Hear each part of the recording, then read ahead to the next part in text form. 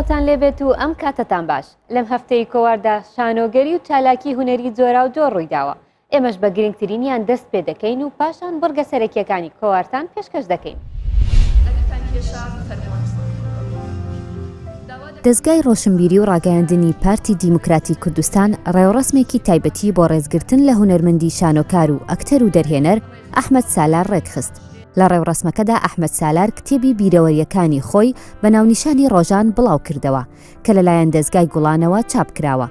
لە سەرەتای تۆمارکردنی سەربوردەکانیشی بیرەوەری سەرەتای ساڵی هەفتاکانی تۆمار کردووە کە تیایدا شەوێکی پاییزی بە دیار خوێندنەوەی بیرەوەریەکانی چارلی چاپلن بەسەر بردووە. ئەو کتێبەم کە 42هەمین کتێبمە بە ناوی ڕۆژانەوە.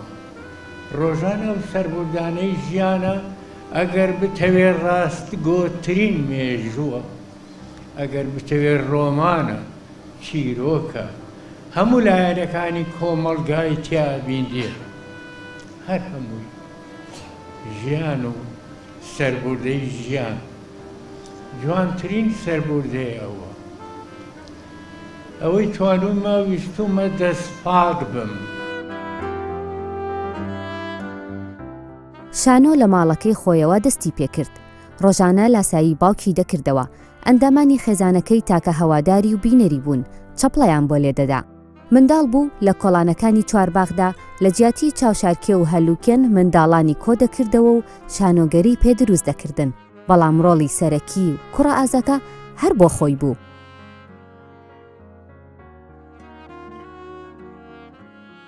ئەحمەد سالار لە ساڵی 1947 لە سلێمانی لەدایک بووە و خوێندنی سەرەتایی و ئامادەی هەر لەوێ تەواو کردووە. پاشان دەچێت تا بەغدا و کۆلێژی هونەرە جوانەکان دەخوێنێت. دامەزرێنەری هەردوو تیپی هونەری پێشڕە و سالار بووە. لە ساڵی 1970 لە فێستیڤاڵی هونەری عێراق خەڵاتی باشترین دەرهێنەری پێبەخشرا. تا ئێستا خاوەنی زیاتر لە 100 بەرهەمی هونەریە لە شانۆ و دراما.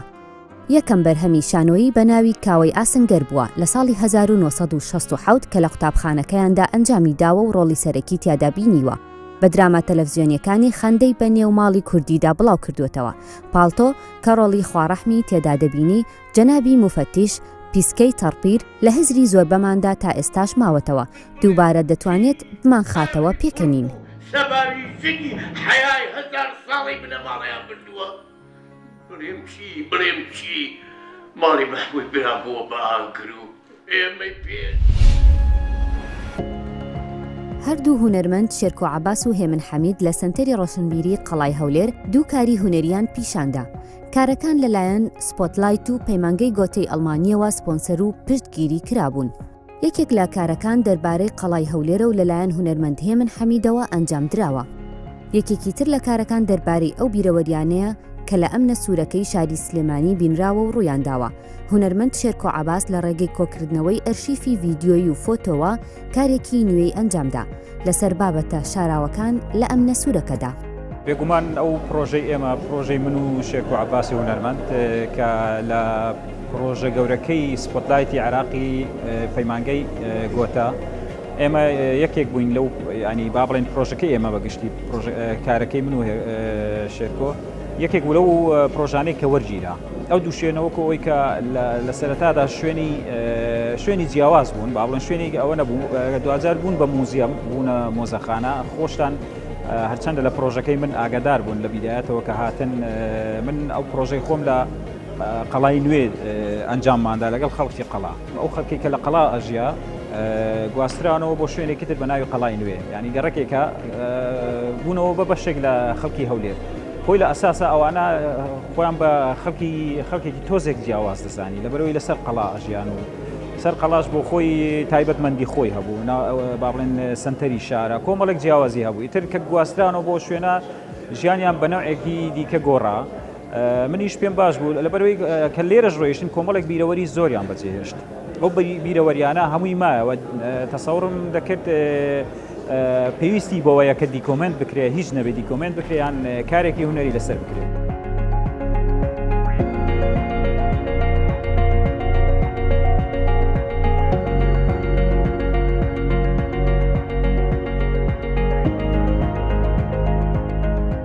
بە هەزارە کەسی ئەم شارەی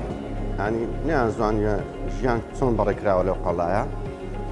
ئێستاکە ئەمە کە ئەلێرە ژیاوین ئێستاش لە شوێنێشتر دەژێت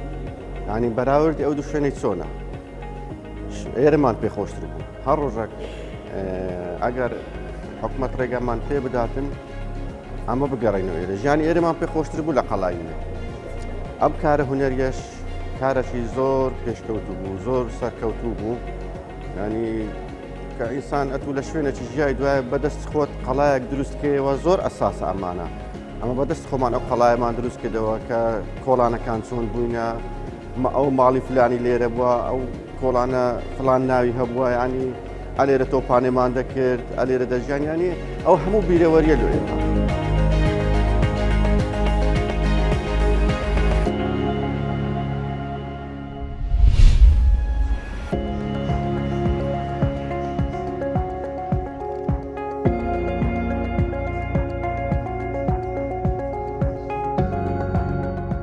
ڕۆمانی ڕیشی حەیدەر لە شاری سلێمانی بڵاوکرایەوە. کتێبەکە لەلایەن ئارام حەسەنەوە نووسراوە. ئەم ڕۆمانە مێژوویە و فکر و خەیاڵی کورد تیایدا باس کراوە.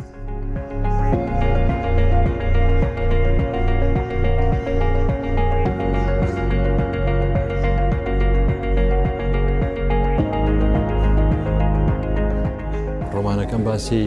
قۆناغێکی مێژووی دیاریکراوە کات ململانەیە کە لە نێوان نەوەی کۆن و نەوەی نوێ هاتووم لە ڕێگەی ڕیشی حەیدەرەوە چوومە ناو چەندین کون و قوشبنی ئەم میلەتە چ لە ڕووی فکرەوە بێ چ لە ڕووی خەیاڵەوە بێ هەر چۆنێک بێ منەمێ بە پامێکم هەیە لەم ڕۆمانەیە ئەویشەوەیە کە بە خەڵک بڵێم ئیتر تاکەی بیر ناکەینەوە تاکە ئێمە هەر خەریکی خۆمانەبین و کونێک ناکەینە سەرمانەوە شتێکی تێبچێت هەر ئەو مێشکە قاڵ بووە هەرەوەی کە هەیە هەرەوەی کە هەیە هەرەوەی کە هەیە هیچ شتێک ناگۆڕێ ئەمەوێ بڵێم ئیتر بەسە با بگۆڕێ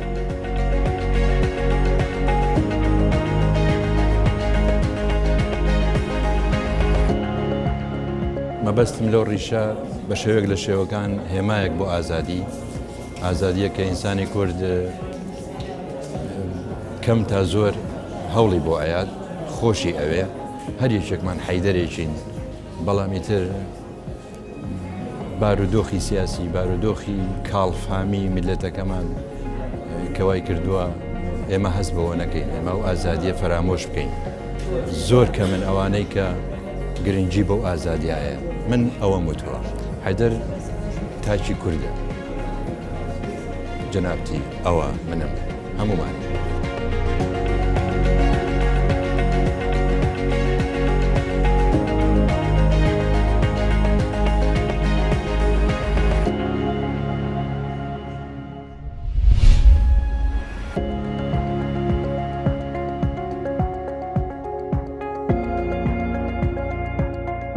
لە شاری هەولێر و لە مەراسیمێکدا کتێبی شعری دەمەوێ لە نێو دەستەکانی تۆدا بمرمی بێکەس حەمەقادر بڵاوکرایەوە.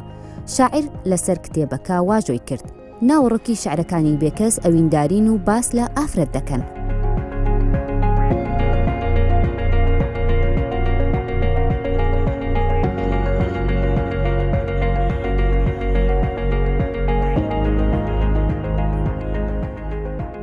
دیارە ئەوە 16مین بەرهەمە لە ماوەی 20 ساڵ 25 ساڵ خەریککاری ئەدەبیم هەوڵمدا ئەو بەرهەمەم جیاوازتر بی لە بەرهەمەکانی ترم ئەگەر ئەوانی تر زۆرێک تەشاؤم و مردن و ئەوە بەسەر زاڵ بووە ئەویان پتر عشق و ژیان و خۆشەویستی و توانیتم چیرۆکانی ڕۆژانەی خۆم بنووسمەوە. ژن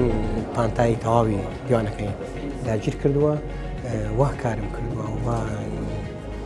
لە ژیان دەڕوانم و دنیابینی خۆم چۆنە بەو شێوەیە لەوانەیە دوایە لە تێکستەکان زەختر ئەوە بەدەر بکەوی هەوڵمدا بە زمانێکی سادە بەڵام قوڵ بە باگراوندێکی فکری مەحریفی قوڵ توانیم ئەوە دەمێنێتەوە بۆ ڕەخنەگر بۆ خوێنەر دوای قسەیان چۆن دەبێت لەسەر بابەتەکە. من تێگەیشتنم بۆ ژن هەیە یعنی ئەوە نییە ژن هەروەکو مێ سەیری بکەم نا ژن وەکو ئینسان بەر لە هەموو شتێک هەوڵمدایە ئەو جیاوازیە جەندەریە نەبیتن لە نووسینەکان من لەبەر ئەوەی وەک نێر دەنووسم بۆ ژن دەنووسم تەواوکەر ئاوێتە یەکترم کردووە.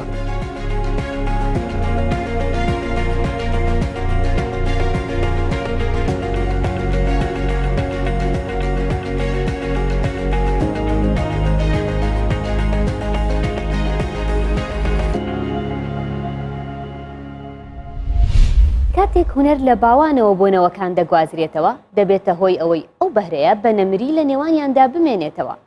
کاروان حەمید لە دایکبووی شاری کەرکووک و لە هۆڵەندا دەژی. کاروان لە باوانیەوە ژەنینی ئامێری نەی و باڵەبانی بۆ ماوەتەوە. لە هۆڵەندا بەردەوامی بەڕێچکەی هونەری ڕەسەنی کوردی دەدات.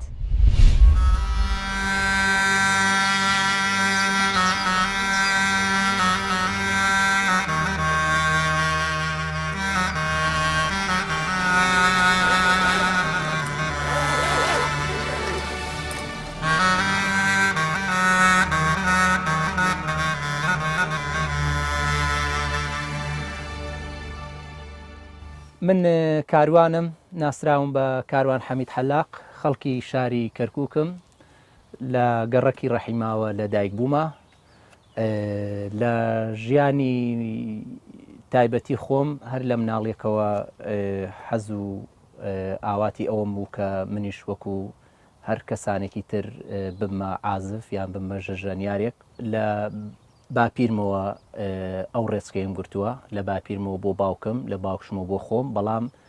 ئەوەی ڕاستی بێ ئەوان هەر وەکو شوان و وەکو کەسانی ئاسایی کە ئەو ئامێریان ژەنیوە کە شمشاڵی پێڵێن. دوای پرۆسەی ئازادی لە 2003 هەتاکو 2010 خەریکی کاری هونەری بووم لە شاری کەرکووک و لە زۆربەی شارەکانی کوردستانیش کۆنسێرتمان ئەنجامدا لەگەڵ ئەو گروپانێکەوە لەگەڵیانە کارمە کرد لە شاری کەرکووک.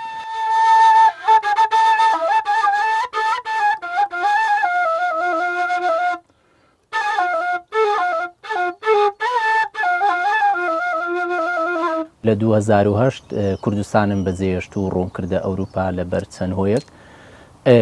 لە 2010ەوە ساڵێک دابڕام لە کاری هونەری هەتاکو ئەوروپا ژیانی خۆم ڕاگرت و بە پێی خۆم وەستام. لە 2009ەوە خەریکی کاری هونەریم هەتاکو ئێستا بەردەوامم لەگەر زۆربەی ئۆرکێستراکانی هۆڵندا کارم کردووە لەوانە زۆرن. بەڵام یەکێک لەوانەی کەوا خۆم ئەندامم لەو گروپە ناوی ئۆرکێسترای پرتوتە ئۆرکێسترای پرتوت سەر بە پەنابەرەکانە ئەوانە تایبەتن بەو کەسانی کەوا پەنابەرن لە وڵاتی هۆڵندا هەموو ئەو ژەنیار و ئەو هونەرمەندانە لە خۆگرێ ئیتر منیش یەکێکم لەوانە کە ئەندامم لەگەر و گروپەیەوان نزیکەی 9 ساڵە بێت.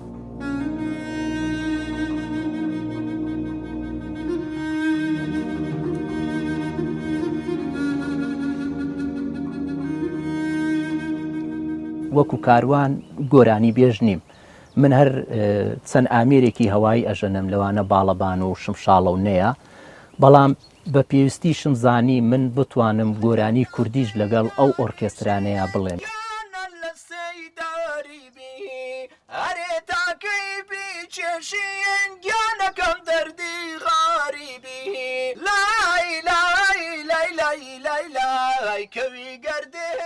لە 2010ەوە ڕوون کردە ئەوروپا لەبەرەوەی من مناڵم نەخۆش بوون ئیتر بەداخەوە کە گەشتمە ئەوروپا مناڵەکانم لە دەستدا و لە ژیانە نەمان بە پێویستیم زانی کەوا بتوانم ڤیدۆ کلیپێک تۆمار بکەم بە ناوی هەژان لە دەستدانی هەردوو مناڵەکەم وەک بڵێ منی هەژان.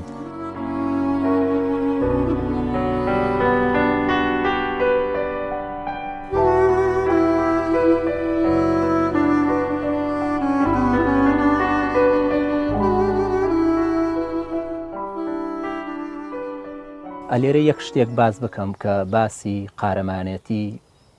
پێشمەرگە بکەم. ئەوە ڕووداوێ بوو بە سەر خۆما هات. جا لێرە وا باوە کە تۆ دوای کۆنسێرت کە تەواوە بێ ناسیتە پشت پەردەوە دیتەوە ناو خەڵکی ئیتر خەڵکەکە دەستخۆشی لێکا و باسی ئەم ئامێرە ئەکات و ئیتر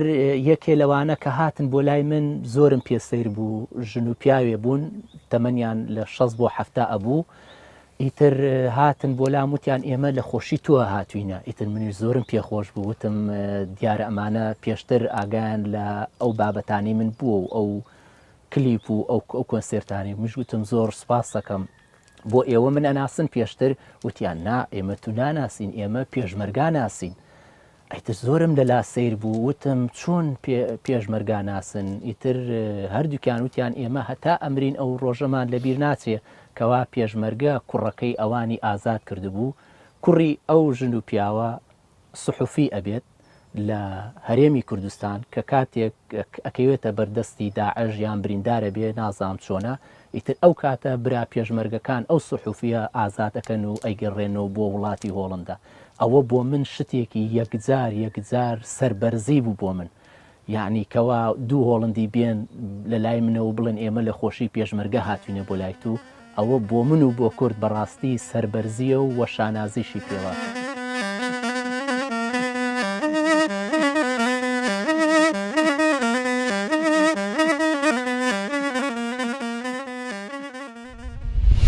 شاعران بەگشتی خاوەنی هەستێکی ناسکن بەڵام کە من ئەوانەی دەتوانن بە دەربڕینی وشە و هەستە ناسکەکەیان وا لە شعر دۆستان بکەن ڕابمێنن و دووبارە بیر لە جوانەکانی ژیان بکەنەوە.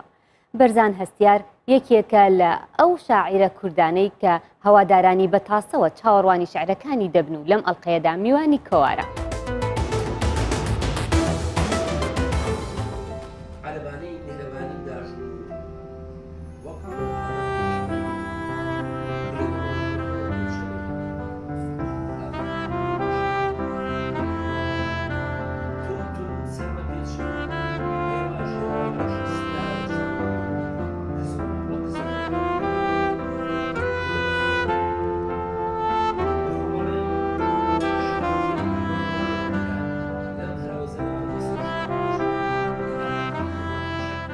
وەک بیرم بێ من لە سەرەتاوە یەکەمین کتێب کە لە ماڵی ئێمەیە بینرا و کە وای لێکردن کەومە خولیای خوێندنەوە دیوانی وەلی دێوانە بوو ئەوەش لە ساڵانی قۆناغی سەرەتایی خوێندنما بوو هەر ئەمە وای لێکردم کە شعرەکان بەو سادە و ساکاری وەلی دێوانە چێژێکی سێرم لێوەرەگرت و یەکەمین شعریش کە لەبەرم کرد لە ژیانمدا شعری یاران وەسێتمی وەلی دێوانە بوو ئەمە پەلکێشی کردم بوو ئەوەی کە لاسایی بکەمەوە دوای وەلی دێوانە کۆمەڵی دیوانی تر هەر لە ڕێ خوشک و براکانمەوە هاتبوونە ماڵی ئێمەوە هەرچۆنێ بێکەوتنە دەسم و ئەم خوێندنەوە هەستمە کرد حەزەکەم شتێک بڵێم منیش هەستەکەم شتێک جیاواز بێ لە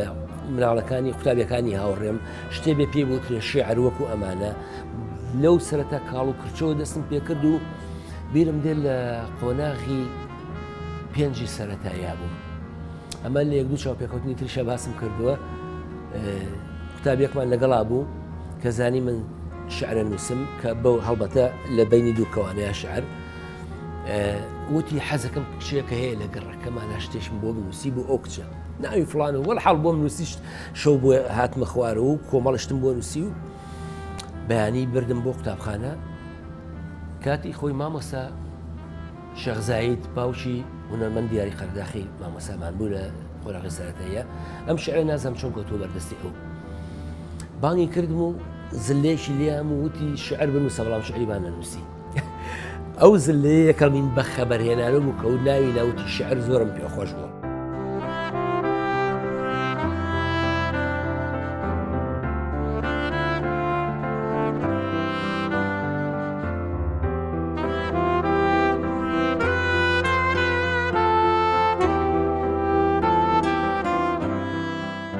شعر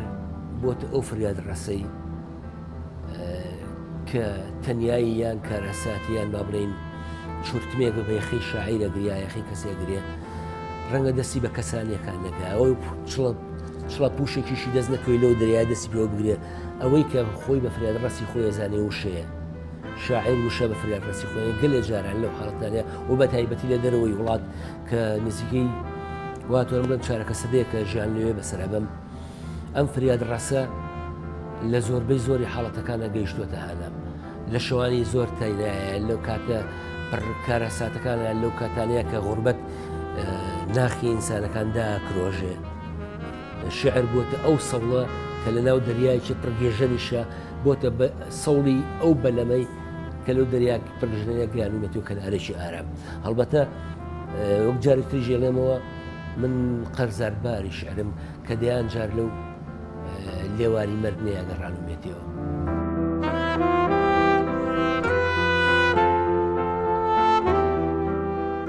تەوەرەکانی شعر تەنها ئینسان نییە بە پیا و ژنەوە بەین دار و درەخت و بەرد و هەموو سروش جارێشتە تێکەڵی شعرە بێتەوە ئەبن بە دالێکی شعری و ئینسانیش ئەگەر دیقەتدا بێت لەم شعرانی کە ئەمڕۆ خوێنمەوە و لەو شعرەکانی تریشە هەمیشە لای منە و قارەمانەوە و پاڵەوانە نییە ئینسان زۆر جارە بێتە خەتابارێکی گەورە ئینسان ئەوەیە کە لە شعری ئینسانە نووسیمە ئەم کەورە پڕەکان لە دووکەڵی خەتاکان ئەوەیە کە ژیان لە سروشت و لە ئاژەڵ و لە دەوروبەریشی جارێشتر دەگاتەوە بەڵام هەمان کات ئینسانیش ئەبێتەوە بە چەقی ئەم دنیا ئەبێتەوە بە چەقی کەون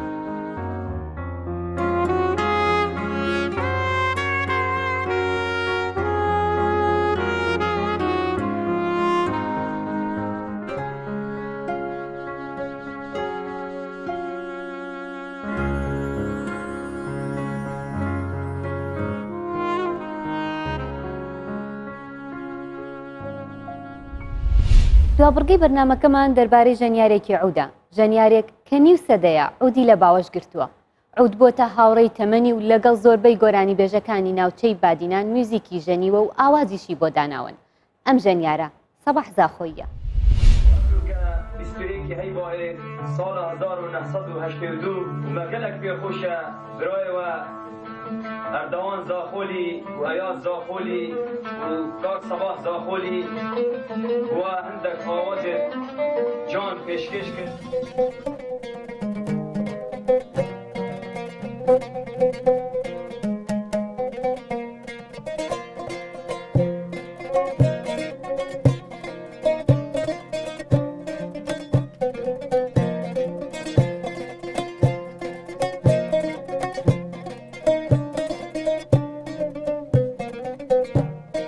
ساڵە 69 وەرە ئەبە 2009 بتە 5 ساڵ من خزمەتێکی دیر و درێژ بۆ هونەری کوردی کردە سپاس بۆ خودێک و منشیوە یا من پێچێبی من دلێ خەڵکێکی و دلێ ملەتی خۆی خۆشکردی و ئەژوەک و پێشمەرگەکێ مژی چەکێ من هونەرێ مبی و منشیوە ئەز پویچەکی دلێ ملەتی خۆ خۆشکم و هەستێ نەتەواتی دەفوانە بلند بکەم والگەل هەبولێت خۆیت هونەرمەند و دەنگ خۆشت وەکی مینا ئەردەوانی و ئەیاسی و حاجی زاخۆی و هەمی هونەرمەندێت و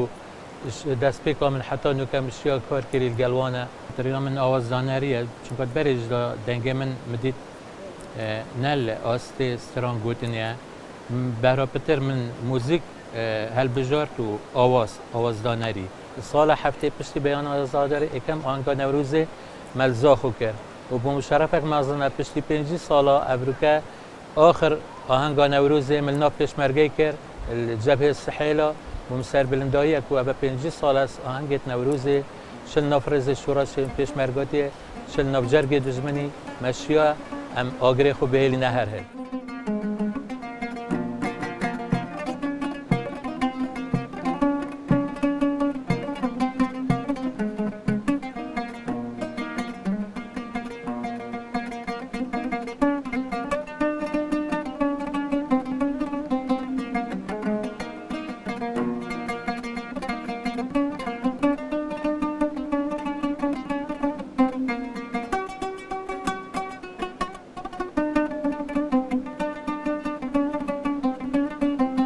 سەردەمی ڕژێمێ یاما بەرخۆدان بی ستەمێکی زۆر سەرمە هەبی بەرهەمێت مەیەتوی وەختی مەبتر سولەرس مەچێتکردن هەر وەسا هەکەر هات بۆ مە بەرهەمێک چێ کرد بۆزی چوو ڕژێمێ فەحسەت کرد و تشتێکی نۆێ هەستێ نەتەواتی یان تشتێک نەتەواتی کوردستانی بەگرێتەوە ئەو سترانە ڕەشت کرەوە و قەدەغەت کەتە سەر و خەو نامە بیژی پڕاستیک و ئەس ڕۆژێکی ئەگەر ئەس بینمە بیرەخۆ وەکی ئێزگە دەنگی کوردستانی خانیکێکی ئاغ بە و موالیدەکمە هەبی و شب و روز طیاره سر سری ما بی کو هکر گود با ما روزک دیتن هنده دیو کانالت اسمانی هبن اف هنری و دی خلقك حمی بین تو گلی بیت اما بیشن خونکه و دا کفنا کل گردنگ اردوانی و ایاسی و سلام بیزید کفنو چون بردلوانی آخوده و هر وصابت نکنی هوی عوده من وکو میجوک و ارشیفک بخو المالی هل گرتیا و گلک خدمت کریه و دل ملت ما خوش کریه گلک جارا دست دزمنی دا هاتیه تفتیش کردن